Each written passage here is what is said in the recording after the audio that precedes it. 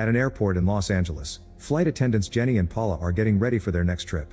Captain Forrest and his co-pilot Wilsey chat with them and they notice they won't have many passengers tonight because of the thunderstorms.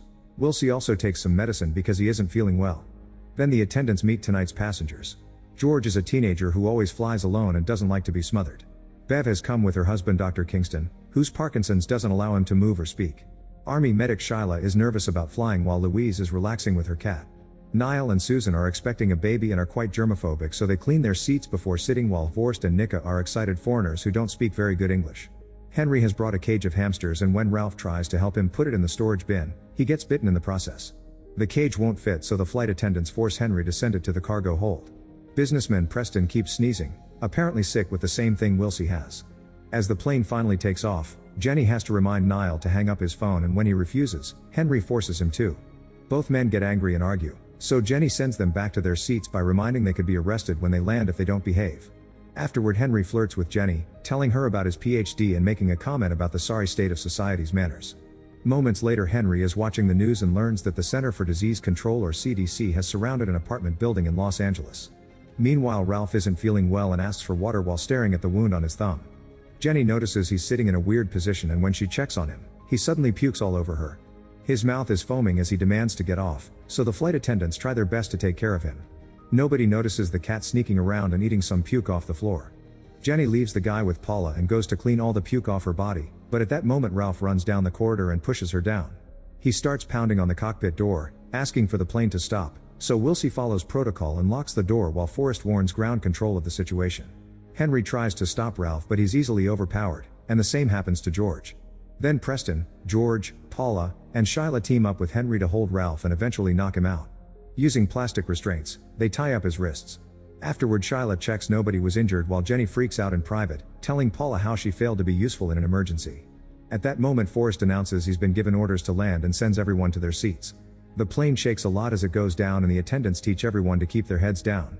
Ralph's body keeps sliding and bumping his head, so Jenny and Paula have to make an effort to move him to a seat. While Paul struggles with the seatbelt, Ralph wakes up with red eyes and bites her nose, severely injuring her. Then Ralph goes crazy, and once again the passengers have to team up to push him into the bathroom, locking him up. As the plane finally lands, Shyla uses the emergency first aid kit to give Paul some medicine that will prevent her from going into shock and ties a scarf around her face, but she's losing a lot of blood and needs immediate medical attention. Forrest is frustrated because ground control tells them to wait even though they know about the emergency, and he decides to break the rules by choosing an unassigned gate. Thankfully, baggage handler Ed sees the plane coming and opens the gate just in time. Forrest and Wilsey hold the plane's bathroom door shut while everyone else desperately leaves the plane except for Bev and Kingston because they need help moving. Ed guides the group to the other end of the gate, but the door is locked and nobody answers his request on the radio. They have no choice but to follow Ed through an employee entrance to enter the staging area of the airport. The group takes the stairs and Ed reaches the other doors, however he's shocked to discover they're all locked, which never happens. When he checks the power box, he confirms they're under lockdown and everything they do will be seen on the security cameras, which are still active. An argument on what to do ensues, but it's interrupted by the sudden sound of sirens. They look through a window and notice ambulances and police cars outside, only for the window to be covered. A voice announces that the group has been quarantined and they have to wait until help comes. The passengers call their families to tell them what's happening before teaming up to yell at Jenny, seeing her as the representation of the airline's decisions. Jenny doesn't know how to defend herself, but thankfully Shyla interrupts the yelling to point out she has a medical kit in her luggage that could help Paula survive a few more hours. Jenny takes Ed and few passengers with her to look for Shyla's luggage, but at that moment the power goes out. Ed guides them with his flashlight, and when they return to the plane, they discover Wilsey and Forrest are gone. Jenny opens the bathroom and is horrified to see blood everywhere. Preston moves to get his laptop and bumps into Kingston, who is sitting alone. His wife is gone, and when the others wonder what happened, Kingston uses his eyes to point at a pair of plastic cuffs on the floor that have been chewed through. Meanwhile, Ed cuts the carpet on the floor to reach a hatch that takes them directly to the baggage hold. Jenny reaches for Shyla's medical kit while Niall grabs a gun from his suitcase. Ed freaks out when a rodent walks by his feet and scares it away while saying it was a rat, but Henry thinks it was just one of his hamsters because he's found the broken cage. As Jenny climbs out of the hold, she looks around and notices Preston's laptop covered with blood. At the end of the corridor, Wilsey is running on his fours, growling and also covered in blood. Suddenly an infected Forrest appears behind Jenny and attacks her. The guys immediately come out to help, but punches do nothing, so Niall shoots him to death as some of Forrest's blood falls on his face.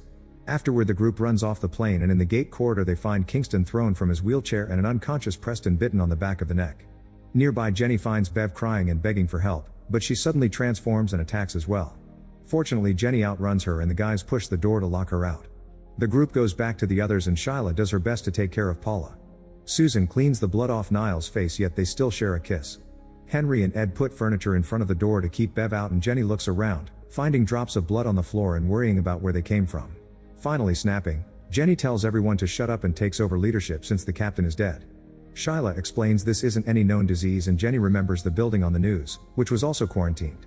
Kingston notices a rat with very red eyes nearby, but he can barely hum, so he isn't hurt. The rat falls on his head and manages to bite him before George knocks it off. While the guys catch the rat in a bucket, Shyla takes care of the wound.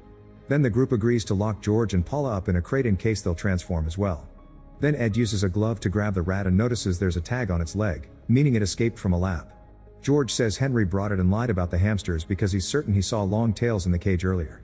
When Henry denies it, Jenny takes him aside to demand the truth and Henry swears he didn't, pointing out lab rats wouldn't have passed the security check.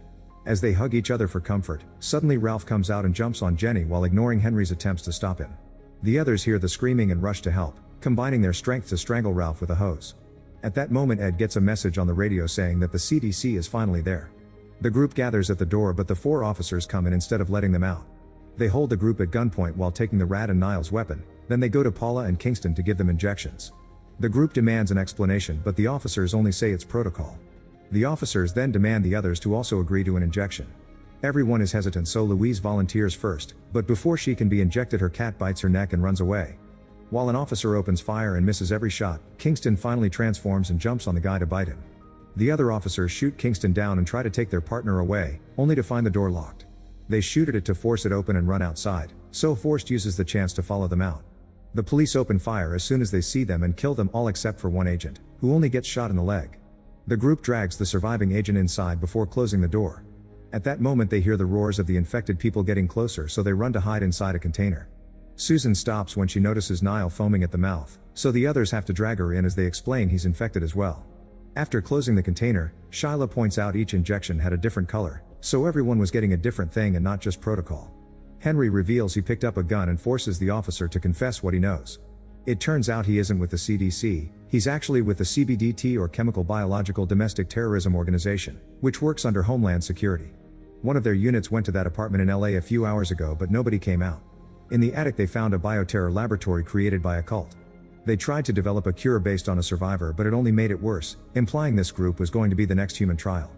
After confirming the rats carry the disease, the officer takes the gun from Henry and self-deletes. Nika has a breakdown while Ed remembers this terminal often gets flooded because of an old drainage tunnel, meaning they could escape through it if they find it. Suddenly Wilsey appears on an opening on top of the container and grabs Ed's hand, so Henry tries to shoot him only to discover he has no bullets. Ed tells George to push a button that lifts the container and crushes Wilsey against a beam. Afterward the group leaves the container and Ed guides them through the area while Jenny notices Henry is missing. Nika walks at the back and suddenly something drags her away from the others, so the group hurries up the stairs to escape. In secret, Henry is accessing a bag with another gun. As the group runs, Jenny trips and finds Paula, who has transformed too. Jenny has to accept her friend is gone and uses a wrench to fight the creature until she pushes her off the platform, killing her. Then the group makes it to an office where they look for the terminal blueprints, which show them a way through a wall to find the drainage tunnel. Meanwhile, George reveals he stole Henry's bag and inside he finds suspicious documents recording lab experiments, not to mention a mysterious box. At that moment Susan and Niall find them and try to attack, but Henry comes back and shoots them both just in time. Ed notices that Henry was bitten and George uses the chance to open the box, revealing a bunch of medicine and a syringe. Henry finally admits he did bring the rats and explains he's part of the cult mentioned by the officer. Their goal is to clean the planet from humans, who keep growing more violent and destructive every day. Henry threatens to kill Jenny if George doesn't hand over the antidote, so Ed jumps on him to stop him, only to get shot dead. The others are now scared and let Henry have the antidote, which he mixes with the blood from his wound and injects in his eye while explaining his group has followers in various organizations and that's how he got the rats past security. Now Henry is ready to leave and wants to bring George as hostage. Jenny tries to stop him, but Henry knocks her down and escapes with the kid and the blueprints. Jenny is extremely dizzy, so Shyla goes out first. Minutes later Jenny comes out too and is found by an infected Preston. A chase ensues and Preston almost grabs her, so Jenny has to kick him off. Then she lures him into a machine and bashes his head with a hatch lid until he's dead. Afterward she continues to search for George and has to take a different route when she sees a transformed Nika standing nearby. Going into another room she bumps into Shyla, who has retrieved the officer's thermal goggles. She puts them on Jenny and reveals she's been bitten, so she asks Jenny to go after George while she buys her some time. Shyla goes back to the main room and talks loudly to get the attention of the remaining infected people, who immediately jump on her to kill her. Jenny finds a hole in the wall that Henry opened to go after the tunnel, and when she's about to get in, she's grabbed by Louise. Using the wrench, she hits Louise until she knocks her down. Then Jenny walks through the section between walls, noticing blood drops on the ground thanks to the goggles. She gets scared when she sees some animals, but they're just mice and not the lab rats. Following the blood trail, Jenny finds the blueprints in Henry's shirt next to a ladder that goes into the drainage tunnel. She looks down and finds George, who explains the antidote didn't work and Henry has transformed too. Ignoring George's warnings, Jenny goes down and notices some blood falling on her goggles. Suddenly Henry appears and attacks her, making her drop the goggles before he starts throwing her around. While Jenny tries her best to hold him back, George puts on the goggles and grabs the gun, shooting Henry down. Now free, Jenny takes back the goggles and uses the wrench to finish Henry off with a blow to the head. At that moment huge flames appear down the hatch, meaning the teams outside are burning down the terminal. The exit is unfortunately blocked, but Jenny finds a baggage tunnel and kicks down the lid. George is too scared to go down there, so Jenny gives him the goggles and allows him to go first for safety. As they hear explosions going off outside, the duo moves as fast as they can. However, Jenny soon begins getting tired and realizes she's infected. George turns around and notices her puking, yet he refuses to leave without her. Jenny agrees to keep on following him just for his sake. Eventually they find the exit, which is blocked by bars. George manages to simply walk through them, and when he turns around again, a transformed Jenny reaches through the bars to attack him. Thankfully she's too big to come through and George gets free by taking off his jacket. Afterward George finally gets to escape from the airport. Meanwhile Louise's cat escapes too and makes its way to the city. Make sure to subscribe and turn on notifications so you can watch more videos like this. Thanks for watching.